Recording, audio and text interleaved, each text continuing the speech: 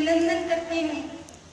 इसके साथ साथ इस समारोह में सम्मानित होने वाले समस्त सहपाठियों को मैं बहुत बहुत शुभकामनाएं देती हूँ। आपने मेहनत की, आपकी मेहनत रंग लाई।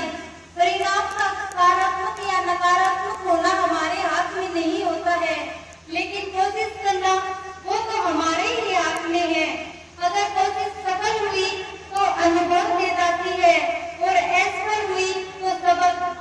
विद्यार्थी के जीवन में दो प्रकार के प्रेरक होते हैं। एक होता है उत्प्रेरक, जो आपके मन में उम्मीद की नई किरण जगाता है। यदि कभी भी आपके मन में निराशा के भाव जागे तो ये दो लाइनें जरूर याद रखिएगा।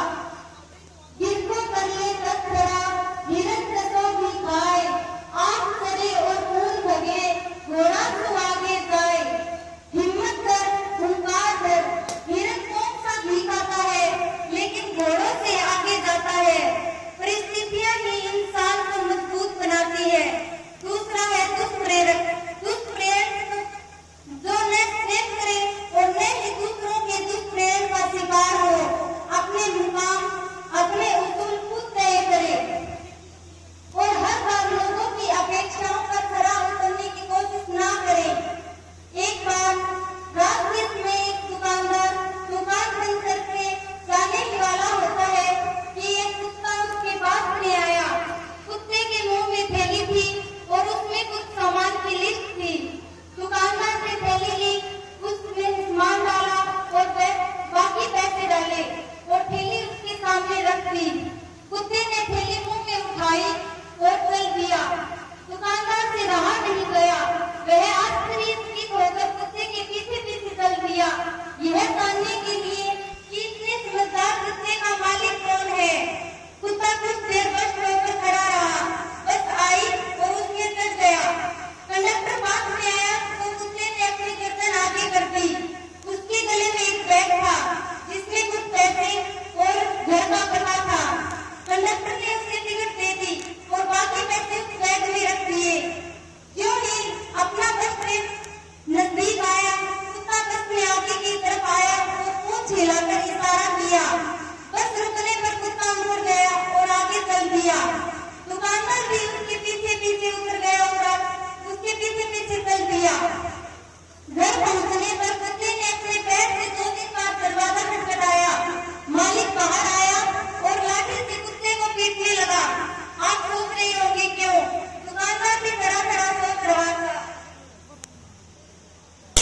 उसने मालिक से पूछा तो मालिक ने कहा, बदतमीज ने सारी चीज खराब कर दी, चाबी लेके नहीं जा सकता था, लगा कहेगा। जीवन की सच्चाई भी यही है। लोगों की आपसी अपेक्षाओं का अंत नहीं है, इसलिए इन सब बातों को अनदेखा करके अपने भविष्य पर ध्यान दें।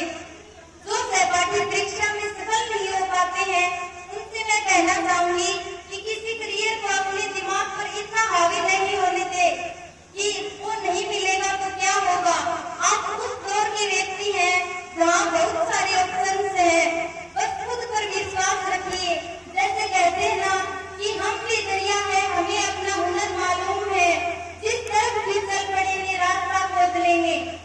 अंत में मैं आप सबसे कहना चाहूंगी कि भभकती हुई आग ने सही तुम चिंगारी की जलाए रखना।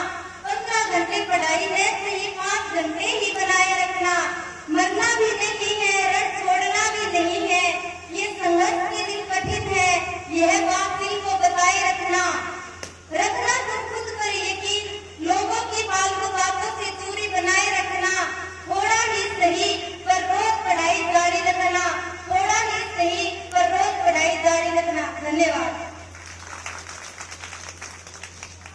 बहुत ही शानदार भाषण प्रस्तुत करने के लिए मेरे सहपाठी दिनेश का बहुत बहुत धन्यवाद।